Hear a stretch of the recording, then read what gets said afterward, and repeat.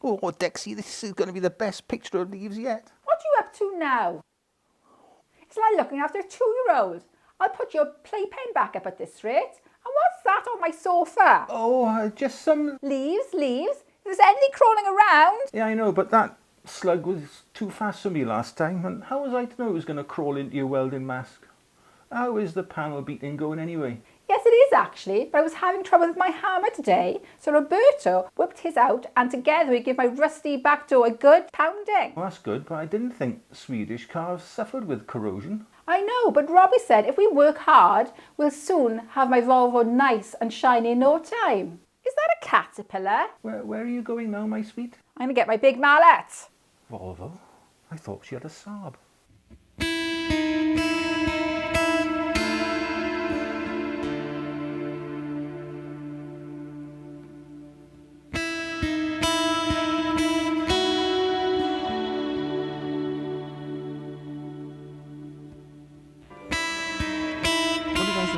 During the meanwhile.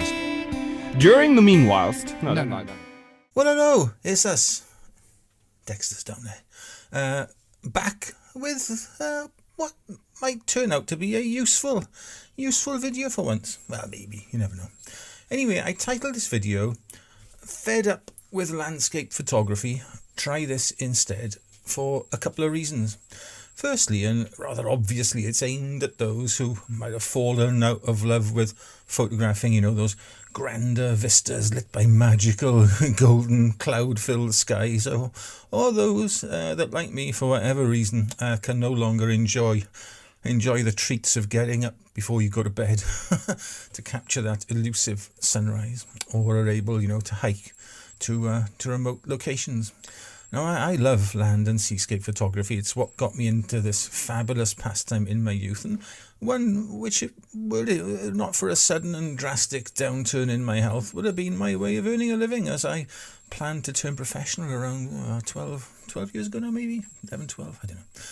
However, I still enjoy photographing those larger scenes, but have now largely run out of locations easily reached by car, and with an absolute minimum of walking. And like many landscape photographers, I turn to macro to sate my shutter button clicking appetite. You try saying that after a couple of cups of coffee.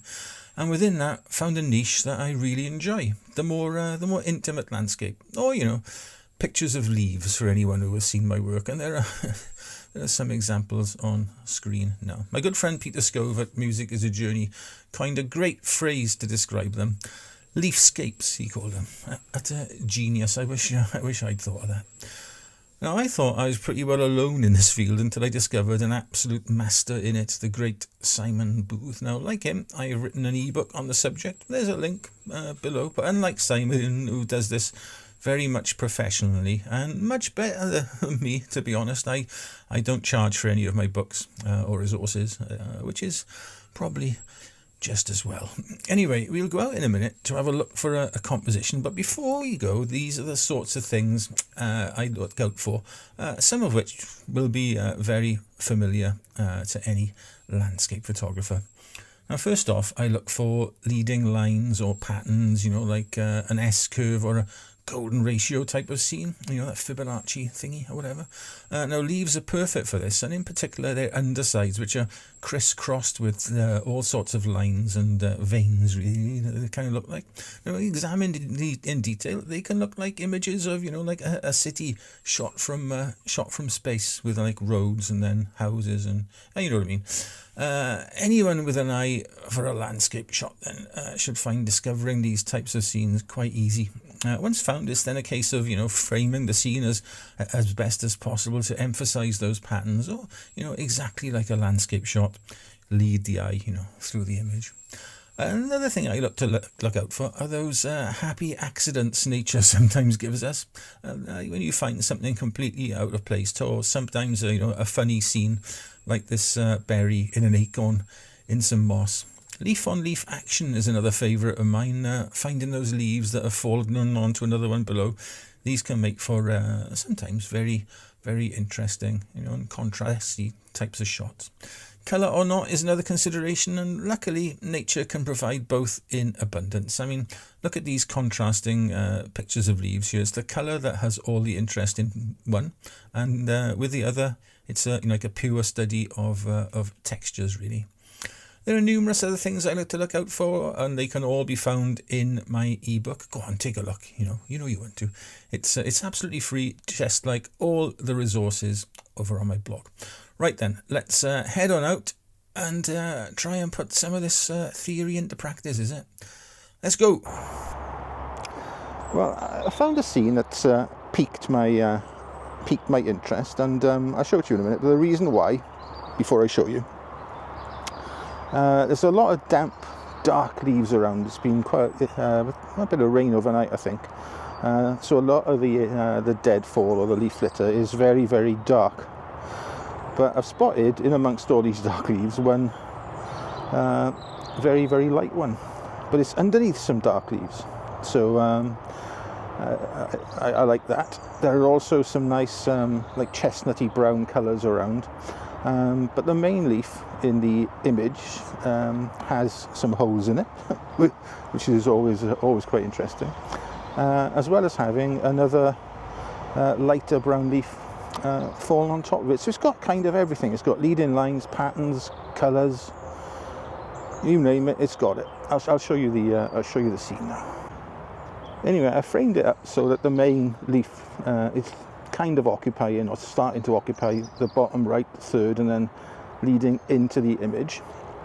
It's got to be a focus stack. This is about probably from the highest to the lowest point about 2.5-3 inches thick. So I've shot it at f5.6, but even then I still needed around about probably about 10 to 12 images to get everything, hopefully everything's sharp. Anyway, I've done it a couple of times, so hopefully I've got everything I need. So what we'll do now is get it back home and put it on the computer and have a chat through the image there in more comfortable surroundings. Okay then, we are back home with our images, and I have to say I'm quite happy with the composition or the scene. And as I said, when shooting it, it has many of those elements I look for. And as for finding the scene, well, it really is just a case of training your eye really to look for possibilities low down on the ground, and more often than not, just letting the image come to you. What I really enjoy with this one though are the gentle curve to the vein in the subject leaf, and then the complete contrast in colour and tone of the leaf lying beneath it. It was that contrast that first attracted me to the scene, if I'm honest, and it was really easy to spot amongst the damp and dark leaf litter otherwise laying there. So let's do some post-process, and then I'm going to go through the stacking process. You've seen me do that loads of times in Helicon Focus. But here are the stacked images loaded into Lightroom. So let's hop on there now and have a look. So here we are on the Mac Mini, and these are the three versions of exactly the same shot that I shot on a little trail. So they're all much of a muchness. I think probably no, there's nothing in any of them, is there? I don't think. Maybe the first one's a tad sharper here, so we'll go with this one. But this is the reason I chose this shot, as I explained, on location. That's posh, isn't it? It's this contrasting bright leaf here underneath all this dark, damp, dank, horrible, decaying, horrible, it's beautiful, leaf litter. And also this leaf that was stuck to this dark one. And the dark leaf itself, which I've tried to make like the co-star, shall we say, with this leaf here, with this lovely S-curve running right, there we are, there it is, running right through it, and these veins coming off as well. And if you zoom in, look at the detail. The detail in that leaf is gorgeous, as is this one here. Yeah, this is pretty sharp, isn't it? I would say it's pretty well tack sharp all over. This is at 100%. So what we'll do is very quickly we'll process this. There's not an awful lot needs to be done. I'm not going to crop it. I quite like it as it is. Or should I get rid of this bit here? Actually, I think I'll get rid of some of this here.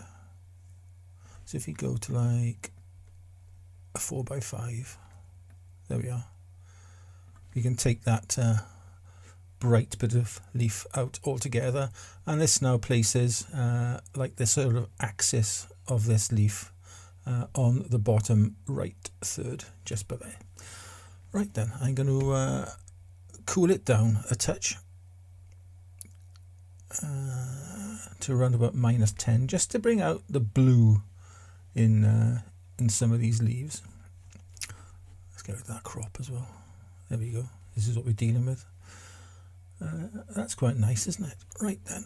And then what I'm going to do then is drag the texture up to around about 50, clarity to around about 20, and then you can again, it's brought all the lovely detail out in these leaves. Absolutely lovely. There we go. Isn't that nice? This is a bit of a mess up here, but we can deal with this in Photoshop later with a little bit of cloning or spot removal. I still prefer to do that in Photoshop, even though you can now do it in Lightroom. I find Photoshop more powerful, to be honest.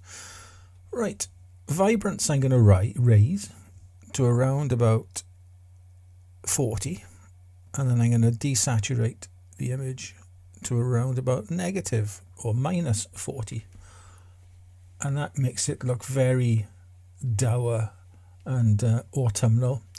And you can see it's almost like gold now, silvery gold of this leaf underneath this one here.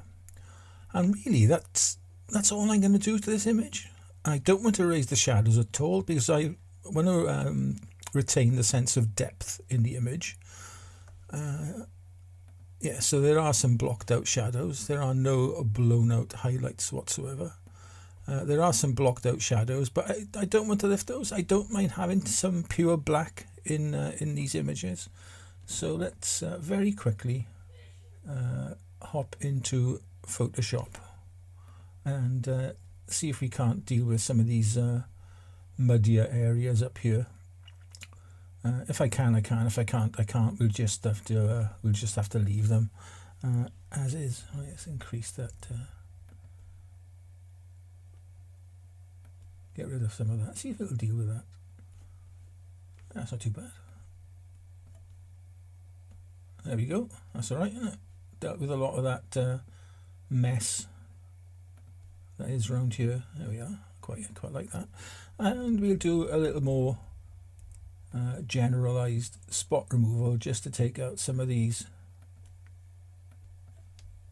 brighter areas all over the image. Don't necessarily want some of these like catching your eye and dragging it all over the place,